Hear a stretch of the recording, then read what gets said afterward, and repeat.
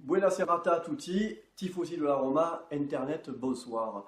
Petite vidéo, je souhaite la bienvenue à Claudio Ranieri, même bon, si le mec il est romain, qui connaît la Roma, qu'il a déjà joué là-bas, qu'il a entraîné, donc il connaît mieux la maison que moi, hein, donc c'est même pas une bienvenue, il fait son retour.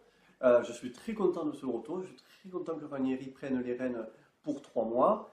Et je lui souhaite qu'il nous amène le plus loin possible. Et on méritera d'être où on mérite à la fin de la saison et du coup pour la saison prochaine. Mais la question que je me pose, est-ce qu'on a bien fait de se séparer de Di Francesco? Oui ou non? Oui, parce qu'on a l'arrivée de Claudio Ranieri. Bon. Mais non, parce que est-ce que Claudio Ranieri peut faire mieux que Di Francesco? Il reste 12 matchs.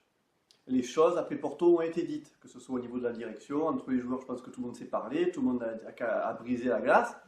Moi, je pense que 12 matchs, il y avait moyen pour Di Francesco de faire quelque chose. Il y avait moyen qu'il nous qualifie en Ligue des Champions l'année prochaine. Je pense, c'est mon avis. Je pense que oui, il fallait que là-haut, les têtes elles tombent. Il fallait bien que on peut pas s'en prendre aux joueurs, on va pas virer l'équipe. Ben qu'est-ce qu'on fait? On vire l'entraîneur. Un peu trop facile. Moi, je pense qu'avec Di Francesco, on aurait pu aller en Ligue des Champions. Parce que c'est pas sûr qu'avec Ranieri, on aille en Ligue des Champions. Même si je le souhaite et même si il a intérêt à nous emmener en Ligue des Champions. C'est pas sûr. Donc il reste 12 matchs. Sur les 12 matchs, j'ai vu qu'il y avait encore la Juve, Napoli, et oh, c'est pas les matchs que. Alors me dites, enfin, je signe hein, si c'est possible, hein, mais à mon avis, Ranieri va pas gagner les 12 matchs. Ça serait incroyable qu'il nous fasse carton plein. Donc, euh, donc du coup, d'avoir viré Di Francesco, Monchi et le pack complet, c'est quand même un peu fort. Moi, je pense qu'il aurait fallu. Pallotta, il a resserré les vis, mais je pense qu'il aurait fallu garder Di Francesco jusqu'à la fin de la saison, s'en séparer ensuite, pour faire une refonte globale, et on aurait vu. Mais bon, là, à voir, à voir. Je suis très content de l'arrivée de Ranieri, mais à voir. Parce que avec l'équipe qui va se taper, il va falloir le mental, et c'est double ration de mental qu'il faut leur mettre dans la tête. Parce que déjà demain, il commence à Rome contre Empoli, il te manque la moitié de l'équipe. Il te manque les titulaires, des Zaniolo, des De Rossi, des Manolas, ils ne sont pas là. Les mecs, il faut qu'ils fassent en plus, il faut que. Voilà, ça va être compliqué. Donc s'il fait un match nul, j'espère qu'il ne va pas perdre, hein, mais s'il fait un match nul, ça va un peu commencer à parler. Et si après, j'espère qu'il va enchaîner les victoires. Mais si. Donc ils ont un peu trop vite fait de le virer Di Francesco. Parce que l'année prochaine, Ranieri l'a signé pour 3 mois. Je ne suis pas sûr s'il va rester. On verra bien. Mais Pallotta sera du parc des Aqueducs. T'as intérêt à sortir la monnaie au mercato. Refais-nous une refonte de l'équipe. D'ailleurs, j'ai vu le post de, de quelqu'un sur Facebook, Bassirou, je l'ai là, et qui dit oui, si on va pas l'année prochaine en Ligue des Champions, pas grave, mais il faut qu'on refasse une refonte de l'équipe. Ah oui, moi, une refonte de l'équipe, comme on avait fait en 2013, avec l'arrivée de Garcia, avec des arrivées très intelligentes, comme Mekon, comme Benassia, etc., etc. Là, en 2013, bon, après on n'avait pas la Ligue des Champions, on avait quand même une équipe solide, une équipe de vaillants. Si vous vous souvenez bien, c'était une super bonne équipe. L'année dernière, on avait encore une super bonne équipe.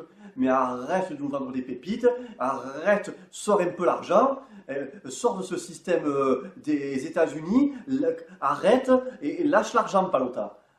Refais-nous une équipe compétitive pour l'année prochaine. J'espère hein, qu'on sera en Ligue des Champions, je l'espère. Refais-nous une équipe compétitive. Avec l'argent de la Ligue des Champions, avec l'argent de la qualification, fais quelque chose. Que les dirigeants fassent quelque chose. On pourra pas. Parce que si on continue avec une équipe comme ça l'année prochaine en Ligue des Champions, eh ben, ça va être encore plus catastrophique qu'autre chose. Mais bon, c'est la Roma. Quand ils ont des matchs à couperer, c'est tout le temps comme ça. Et des 7 et des 6 et des t'en veux, toi, des résultats dégueulasses comme ça. Il faut vraiment arrêter. Il faut vraiment avoir une base solide, un entraîneur solide, une direction solide qui lâche un peu l'argent et des joueurs qu'enfin on puisse avoir une équipe avec du mental. Il faut avoir une équipe avec du mental. Mais bon, c'est le problème de la Roma depuis des années. Ils n'ont pas le mental. Tu pourras acheter tous les jours que tu veux. Apparemment, je sais pas, arriver à Rome, pourtant ils sont dans un cadre magnifique, mais ils n'ont pas de mental. C'est incroyable. Donc voilà. Pour ma part, je pense que d'avoir viré Di Francesco, ça a été vite en besogne. Mais bon, voilà, il fallait couper une tête. Et pour lui, malheureusement, c'est tombé sur lui, le pauvre. Alors qu'il aime le maillot, hein, et il aime la Roma, il a gagné en plus. Donc voilà, maintenant, on verra bien ce que Ranieri va faire. Moi, je souhaite que ce soit l'extase, qu'on puisse se qualifier en Ligue des Champions l'année prochaine, ça serait parfait. Et on verra bien. Mais c'est pas un magicien, hein. Si les joueurs se bougent pas le cul, tu aurais pu mettre Pierre, Paul, Jacques ou qui tu veux à la tête de l'équipe, ça serait quand même dégueulasse, hein, voilà. Donc maintenant, j'espère qu'il va faire du bon travail, j'espère qu'il va leur mettre du plomb dans la tête, j'espère qu'ils vont se bouger le cul, et j'espère que l'année prochaine, on sera en Ligue des Champions. Voilà, je lui souhaite un bon bilan. Allez, bonsoir à tous.